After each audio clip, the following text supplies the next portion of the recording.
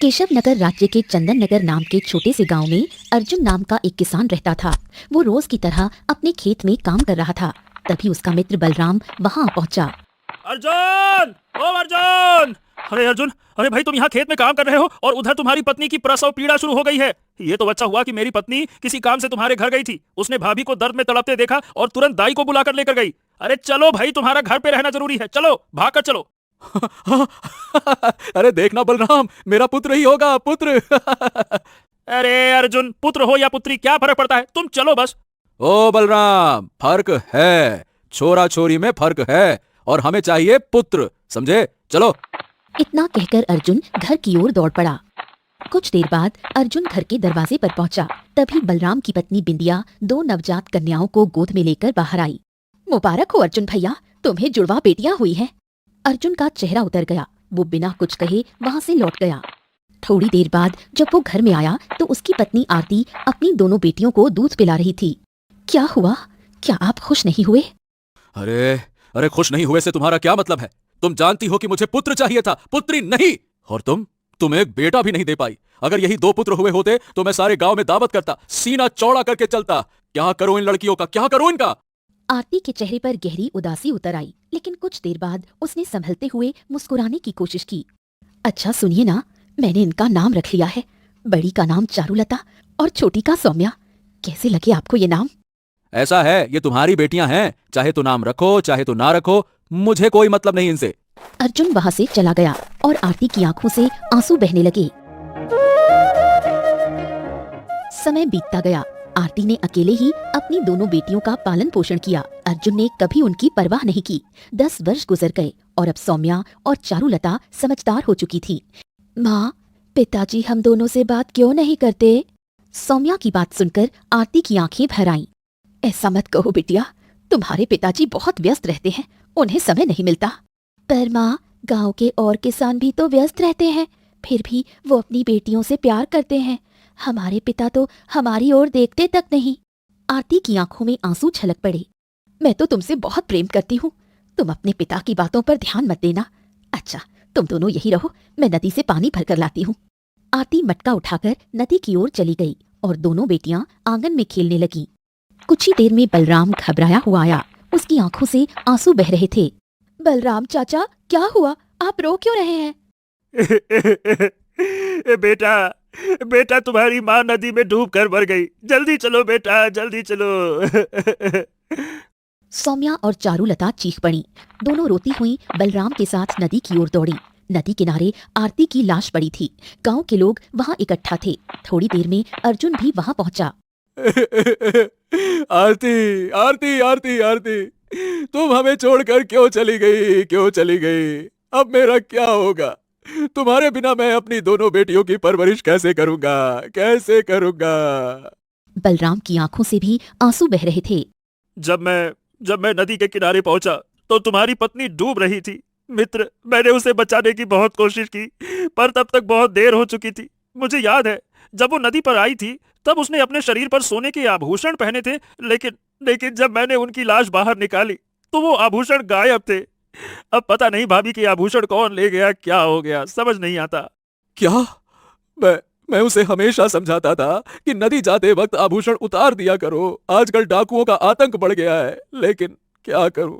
हाँ अर्जुन, लगता है कि भाभी किसी डाकू की लूट का शिकार बन गई हैं। किसी ने उनके आभूषण छीने और उन्हें नदी में धक्का दे दिया। बेचारी भाभी, उन्हें तैरना भी नहीं आता था और बेचारी चली गई।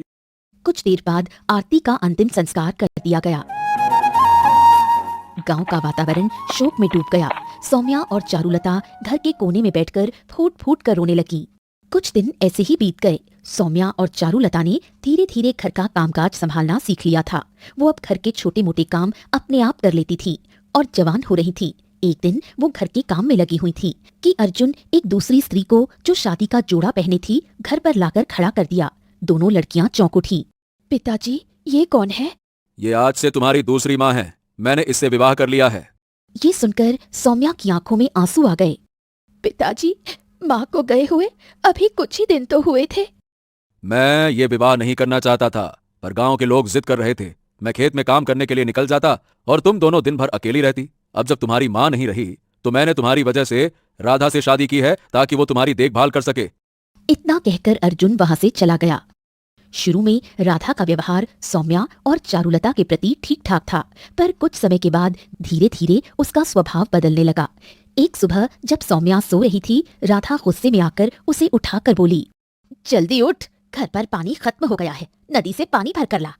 सौम्या उठकर नदी से पानी भरने चली गई। राधा दूसरी ओर चलकर चारुलता को उठाने आई और बोली, तू भी उठ, घर का झाड़ू पोछा कर, बर्तन धोने हैं। तुम दोनों के पास सोने के अलावा और कोई काम नहीं है, जल्दी काम पर लग जाओ। राधा वहां से चली गई। सौम्या और चारुलता माँ आरती को याद करके काम करने लगी। समय के साथ राधा का व्यवहार और क्रूर होता गया, काम का बोझ बढ़ता गया। एक दिन सौम्या अपनी बहन चारुलता से बोली, हमारी सौतेली माँ का व्यवहार तो हमारे प्रति बहुत ही क्रूर होता जा रहा है। हाँ, मैं भी देख रही हूँ, वो हमें एक पल भी आराम नहीं करने देती। हमें पिताजी को ये बात बतानी चाहिए। शाम को जब अर्जुन काम से लौटा, चारुलता रोते हुए अपने पिता के पास चली गई। पिताजी, हमारी सौतेली माँ हमें हमेशा काम पर लगाती है, वो हमें एक पल भी बैठने नहीं देती। हमारा शरीर शाम तक थककर चूर हो जाता है। कभी कभी तो सौतेली माँ हमें खाना भी नहीं देती। ये सुनकर अर्जुन भड़क उठा। नालायक लड़कियों, ये क्या सौतेली माँ लगा रखा है? अरे वो तुम्हें झेल रही है, यही उसके लिए बहुत बड़ी बात है, जैसे मैं तुम्हें झेल रहा हूँ। पता नहीं तुम दोनों पैदा ही क्यों हुई। सौम्या और चारुलता पिताजी की तरफ अविश्वास से देखने लगी। जब तुम दोनों पैदा हुई थी ना, तो मैं बिल्कुल खुश नहीं था। मैंने गांव में कोई मिठाई नहीं बंटवाई थी, कोई ढोल नहीं पिटवाया था। मैं चाहता था कि मेरी बीवी आरती, तुम्हारी माँ, किसी पुत्र को जन्म दे, पर उसने दी तो एक नहीं दो बेटियां। तुम्हें समय पर खाना मिल रहा है, तुम्हारे लिए यही बहुत है, समझे? अब देख क्या रही हो?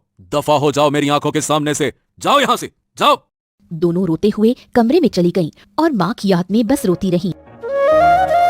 फिर समय की धारा बहने लगी और 10 वर्ष और बीत गए। चारुलता और सौम्या अब जवान हो चुकी थीं। एक दिन अर्जुन घर लौटा। तुम्हारी दोनों पुत्रियां जवान हो गई हैं, अब तुम्हें उनकी विवाह की तैयारी करनी होगी। क्या तुम्हारे पास इतना धन है कि तुम दोनों का दहेज दे सको? ये बात सुनकर अर्जुन क्रोधित हो गया। मैं फूटी कौड़ी भी उनके विवाह में खर्च नहीं करने वाला।